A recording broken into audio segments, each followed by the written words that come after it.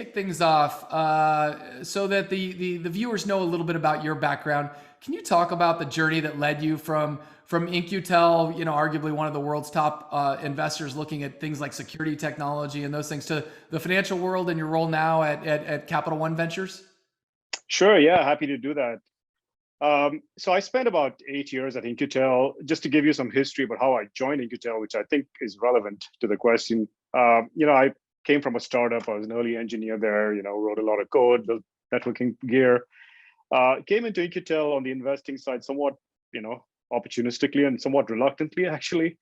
Got pulled in there by one of my board members, but it was an interesting experience where I spent that 8 years really helping craft a model that was truly scalable and delivered strategic value to the intelligence agencies that we worked with at very large scale at the end. Right, started off really small, but ended up being a pretty large scale organization doing about 60 to 70 deals a year. And during that process, having lived through that growth of In-Q-Tel right from its early stages to its what I would call a mature state, I learned a lot. And it really became clear to me what it took to be a good, successful strategic VC. As you know, that could be a CVC. Being a CVC is a tricky business, and there's lots of factors involved with it. But having seen that flow, I gained a lot of experience doing it. And after 8.5 years, I was somewhat tired, and Capital One came knocking on my door. Capital One's in DC as well, which was obviously an advantage. But the thing that attracted me about Capital One Ventures was that they were in the very same stage that In-Q-Tel was maybe like 5 years ago in terms of maturity and scale. And as I kept talking to the organization, it became apparent to me that a lot of the lessons we learned at In-Q-Tel could actually be applied very relevantly to Capital One as well. And as I was talking to the team here and kind of walking them through some of those ideas, it became kind of mutually apparent that maybe this is a good idea for me to come and help set the shape of the organization, or help further set the shape of the organization so that we could scale it out, especially in enterprise tech. So that's how I got here, and most of my focus is around trying to help us get there in terms of scale. One of the industry sectors that seems to be highly relevant to those in the financial and banking sector is sort of security, things like confidential computing and fully homomorphic encryption. I thought it was interesting. You spent some time in the early days at Unveil. Obviously, this is when we look at sort of encrypted data and security in the fintech and the healthcare space and the government space, any of the regulated environments, it ends up being particularly valuable. You have a bit of a unique perspective on that space. I mean, obviously, we're trying to get as smart as we can on that space after making an investment in Kornami, a company that we view as potentially a market leader as it relates to fully homomorphic encryption, a lead time advantage there. Can you talk more broadly about? I know you've spent some time with Kornami. You had a tenure at Unveil. You looked at this space more broadly. Can you talk about the market opportunity of confidential computing and maybe any comments that you have on fully homomorphic encryption in that space? Sure, yeah, happy to do so. It's a topic that's near and dear to my heart because, as you mentioned, I was involved with Unveil in the early days, and just historically, Unveil was actually technology that came out of the NSA, and at the NSA they had deployed it at scale. So I've actually seen this thing work at scale, which is what attracted me to it as a core technology in the first place. Was when I really saw it operate and saw the power that it could deliver.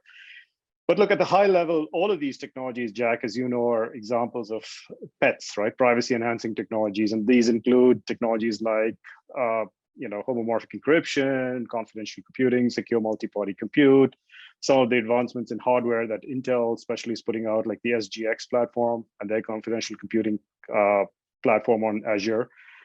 But all of these are, I would say, like I said, a class of technologies that help us get into business use cases that were never possible before, right? As you mentioned, the security of data, if you think about the security of data through its life cycle, we've established how to secure data at rest. We've established how to secure data in transit through TLS and other mechanisms, but nobody's really paid much attention to the security of data when it's being processed or in use, right? And you'll hear a lot of times people referring to this as the data security triad, where it's rest, in use, and transit.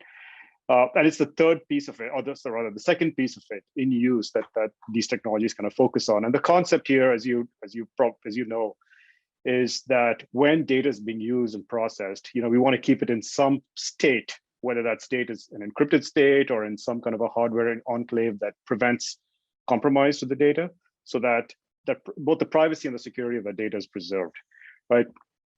Homomorphic encryption, like we said, is one way of doing it. Intel's pushing this platform called SGX into all their processors, which allows you to do it at a hardware level. But look, all of these, I think, are tremendously important technologies that are starting to get kind of a resurgence in the industry. There's, people have tried things like this in the past, but the problem with it has always been, as you know, it's the scale and the speed with which you could potentially do this. But some of these advancements that we've seen in technology recently, like the Unveils of the world, like the Coronamis of the world, where you guys are spinning hardware, like Microsoft Seal APIs, there's just been a lot of progress with getting these technologies to work at scale and at business use case speed, right? So I think what we're going to see here in the next 5 years is just a growth in these kinds of technologies with and opening up new business use cases, like especially in data sharing, right? So if you think about data sharing between organizations, most of the data sharing that occurs right now is, I would say, still not 100% secure. And in fact, I think data sharing as a business use case is somewhat restricted just because of the security risk with moving data around. But you could imagine, just to throw out a random example, just like in a cyber use case, potentially, big bank sharing cyber threat intel data or sharing TTPs in a way that both preserves the confidentiality of the data, but also enables at the same time to share that data. So yeah, I think all in all, very powerful tech that's going to open up just a slew of new business use cases in the next few years. Speaking of business use cases, do you think that with FHE in particular, with fully homomorphic encryption in particular, do you think that's going to be driven by the European banks or the European healthcare organizations, or maybe even sort of government organizations in Europe? GDPR seems to be, the compliance aspects seem to be driving demand. When you think about use cases and sort of the role that Europe may play as it relates to fully homomorphic encryption, what are the specific use cases that sort of jump out to you as obvious as it relates to the financial markets, or even if you have a view on the healthcare market or the government market or other segments that you're saying where you think this is obviously where the early use cases are going to come from? Yeah, to be honest with you, I think GDPR is a big catalyst, or is going to be a big catalyst with this, but there are no obvious use cases that jump to mind. I think the technology is just such a horizontal platform-like technology that it's applicable to so many use cases, right?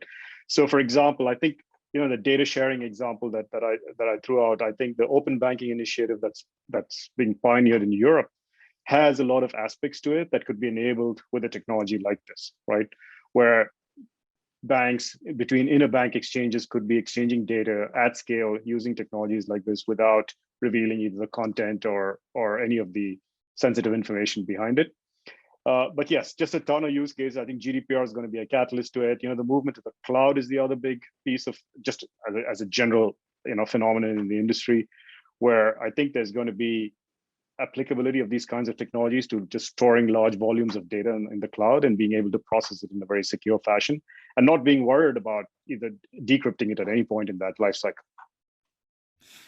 Let's switch gears for a second. Talk about sort of the corporate venture environment and Capital One in particular, in the corporate venture capital game. I mean, what I've seen is sort of corporate venture participating in maybe 1 out of every 10 venture-backed deals. 5 years ago. Now corporate venture seems to be leaning in and participating in 1 out of every 3 venture-backed deals, and moving earlier in the financing food chain, much more sort of investing in the Series A or Series B in an active role and working to add value beyond capital, as opposed to, say, a passive investment in the Series C or Series D, looking at, with an eye on acquisition. Can you talk a little bit about, Capital One is one of the most recognizable names in the world. When Capital One started leaning in to, making direct investments with a corporate venture arm, what drove that? Was it access to innovation? Was it a visibility campaign? Was it sort of setting the stage for future acquisitions? crowdsourcing R&D. How do you sort of think about, sort of why Capital One is now in the game of direct investments into tech companies? Yeah, great question. Look, it's all of the above, right? So I think, as you pointed out, Capital One, just like many other large corporations, have realized that innovation has really moved from the traditional R&D labs that companies used to have into the startup world, right? If you rewind about 20 years ago, almost every big organization had an R&D organization, had an R&D department, and you almost never hear that term anymore, right? I think innovation occurs in pockets within corporations, but for the most part, or for a large part, it's moved to the startup ecosystem, and almost everybody realizes that is a source of innovation that everybody almost has to tap, right? Otherwise, we get left behind. With the speed at which they innovate and the kinds of newer technologies that are coming out of there, it's absolutely essential that we tap into that ecosystem. And the ventures, especially for Capital One, again, Capital One Ventures was started in 2014, and I joined in 2018. So it's the vision for setting the ventures team in place and all that was happened before me, but in general, it followed the same principles that most CVCs follow, which is how do you tap into this ecosystem, both for use of the technology, eyes and ears on the ground, potential M&A, building the brand, all of these reasons, and just learning from this from a startup is also usually very valuable. So all of those drivers, yeah. With your brand and expertise, you're clearly well positioned to add value beyond capital. I would imagine most entrepreneurs sort of look at this as access to capital and maybe access to credibility and maybe a customer in Capital One. Do you find yourself in a position to add value beyond capital? Or are there certain things that when you're in an active discussion with an early stage technology company, interacting with the entrepreneur, talking about an investment in the company, how do you position Capital One as being able to add value beyond capital? Absolutely. Look, I think adding value beyond capital is one of our strengths in the Capital One Ventures, and we view it as an absolutely critical element of our investment process. Because look, I mean, Jack, that there's a lot of money floating around these days, and for a good company startup, there's capital knocking on the door, right? I think our money is no greener than anybody else's, other than the fact that we add this value beyond the capital. How we do that is a process that we're still maturing, but in general, in fact, we're building out a team to really exclusively focus on this piece of it. But depending on what the original thesis of the investment is, right? In some cases, it's immediate use of the technology. In some cases, it's a more of a Horizon 2 technology that we want to incorporate at some point in the ground. So depending on what that original thesis is, we create a very specific business plan and we execute against it post-investment, right? So for the entrepreneur, it's everything from introduction to internal Capital One leaders, insight into what Capital One's roadmap is, sometimes access to Capital One's ecosystem to test the technology.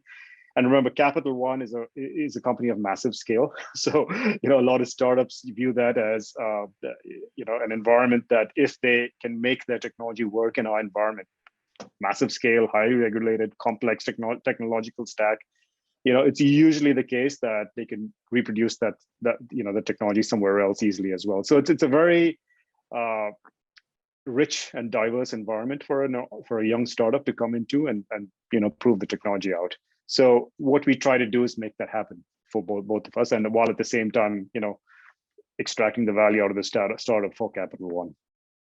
As the entrepreneurs look to align, in a sense, their business activities with the near-term priorities, strategic initiatives at Capital One, can you provide us with some insight to the degree that you can, sort of general areas that are priorities for you in 2021 and 2022 that might shape the product development efforts of the entrepreneurial community to be more relevant to things that you're focused on this year? Sure. Yeah. At the high level, we have 5 or maybe 6 focus, primary, what we call practice areas or focus areas. And those are, some of the obvious ones: cybersecurity, data and analytics, cloud infrastructure, and other, software development infrastructure. On the fintech side, we have consumer fintech, B2B, commercial business.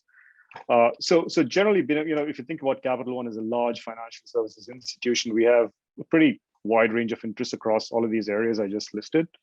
Uh, and within the, we are also a cloud first company. I think, if entrepreneurs are listening to this, I think this is a really important piece. Like anything we adopt pretty much needs to be either very cloud friendly or cloud native, preferably. So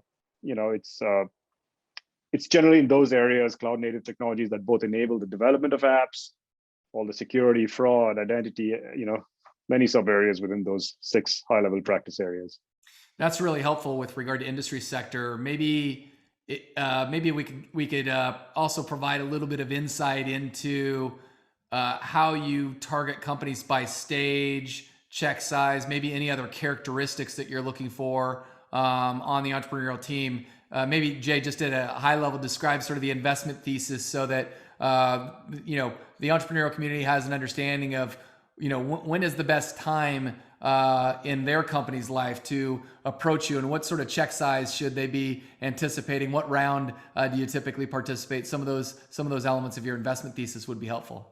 Sure, yeah, happy to do that. Like I said, there's various reasons why you invest in a company, but if it falls in the category of this is something Capital One wants to use either in the near term or medium term future, we typically tend to focus somewhere in the Series B stage of a company, because that's when in the company's life cycle, as usually the technology is mature enough to be deployed in an ecosystem as complex as Capital One's. But having said that, and again, tying this back to what I said previously about there's various reasons why we invest. Like if you think about, homomorphic encryption, which is a topic we discussed earlier, we fully realize that when we invest in companies like that, there's no immediate use of the technology. Like when by immediate, I mean like 12 to 18 months. And in cases like that, we go much earlier, right? So we could invest in seed stage companies or Series A companies. And we've done this across the stack. And there are other cases where on the other end of the spectrum, there's very mature companies that we want to bring in just to replace a legacy technology or just help make something that's already in our stack better or cheaper or faster. And in those cases, we've done very late stage deals as well, almost pre-IPO. So it's usually across the spectrum, but our sweet spot seems to be somewhere in the Series B. Check size, our average check size is around $5 million. And, we tend to, alongside of that, ask for a board observership seat or information rights, all the typical CVC kinds of asks.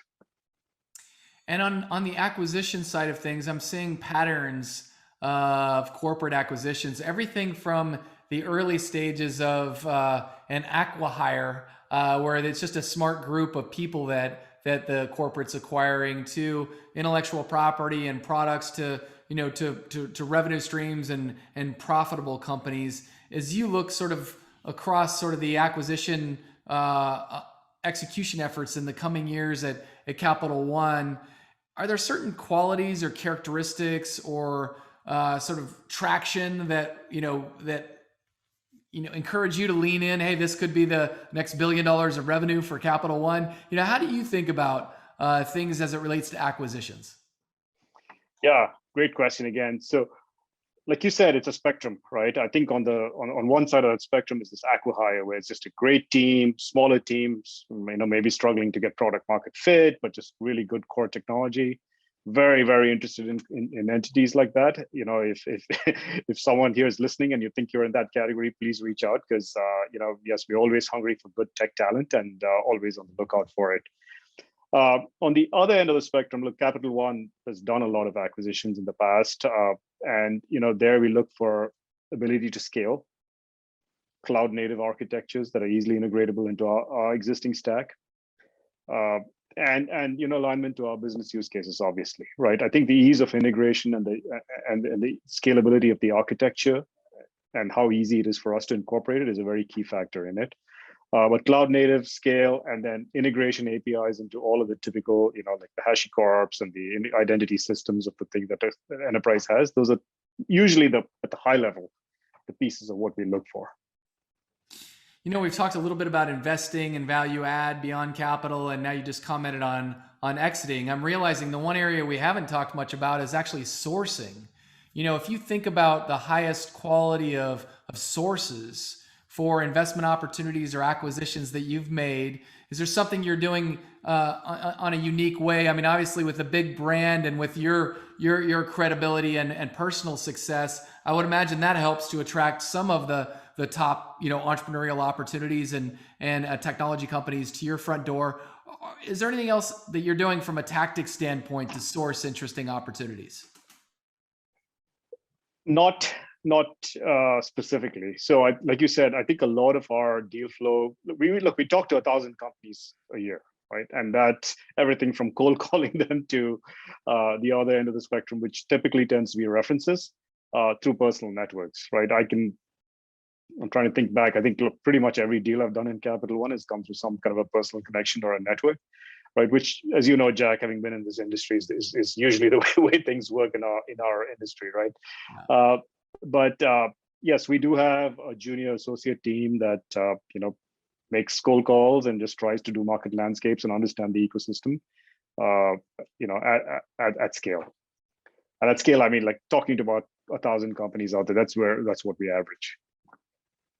Maybe one last self-serving question, Jay. I mean, we're always looking to connect with the corporate venture world and gain effectively an information advantage by learning from the active corporate investors and acquirers that are out there, with the idea of sort of elevating the investing IQ at Impact Venture Capital. And we've been fortunate enough over the years to invest alongside of Intel and Baidu, Yamaha, Kubota, Datalogic, Goldman Sachs, and a number of others. And we're looking forward in the near future to potentially investing alongside of Capital One Ventures when you and I can find the right opportunity. But maybe you could speak to how you're collaborating with early stage venture funds like ours, and how, what can we do to provide, value to you, and how might you contribute back to the relationship, and just describe sort of in the perfect world what that collaboration looks like.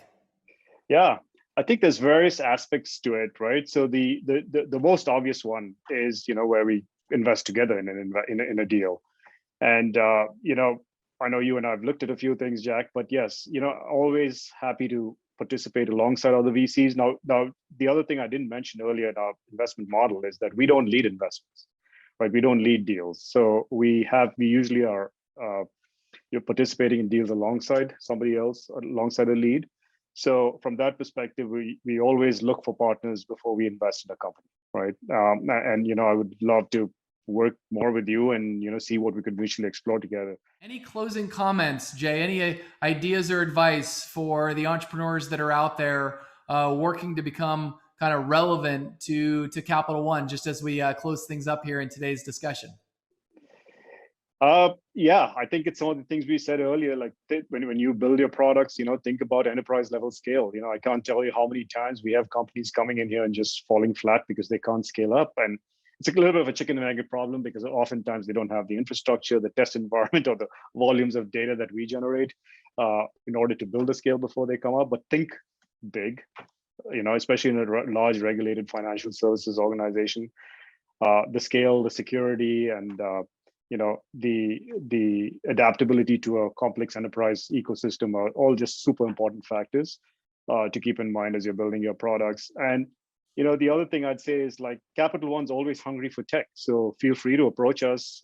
You don't have to wait for us to knock on your door, but if you think there's technology that's interesting to a very forward-leaning, cloud-native, modern technology stack, then absolutely willing to hear your story, and would love to hear your story. We'd love to talk to companies. So we'd love to talk to company, to whoever thinks they have products that are relevant to us, and help kind of shape them if they make sense for us.